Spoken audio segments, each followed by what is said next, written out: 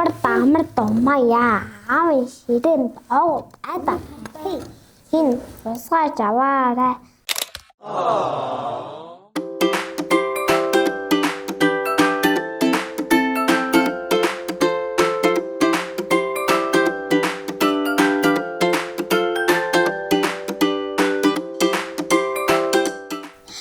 Эгчнэрэ та нар 5 алтан дүрмээ мэдхүү.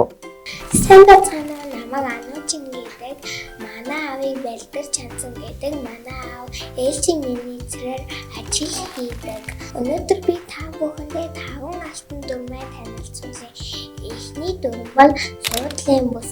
Суудлын бүсийг тогтмол хэрэглэнэ. Зорчигчдын тоо суудлын бүсний тоотой тэмцүү байна. Тээврийн хэрэгсэл хөдөлгөөс зорчигчид бүсээ заавал зүүсэн байна. Дээрх дүрмүүдийг мөрдүүлэх нь жолоочийн үүрэг бөгөөд зорчигдсон тохиолдолд жолооч хариуцлага хүлээнэ.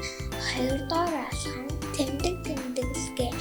Аюулыг мэдээлсэн болон анхааруулсан хоригдсон заасан тэмдэг тэмдэглэгээг заавал дагаж мөрдөн. Гуравдугаар алхам аюулгүй хэрэгсэл. Аюулгүй ажиллагааны багаж галлай тэмцэх хэрэгсэл анхны тусламжийн хэрэгсэл. Аврах ажиллагааны танаглууллуудын гэмтэх зорилтын бусаар ажиллахыг хориглоно. Дөрөвдүгээр алхам энергийн тусгаарлалт. Тоног төхөөрөмжийн энергийг бүрэн шавхаж тусгаарлалт хийсний дараа шалгалт тохируулах засвар үйлчилгээний ажлыг гүйцэтгэнэ. 5-р алхам ажлын зөвшөөрөл. Өнөөдөр эрсдэлтэй ажлуудад заавал ажлын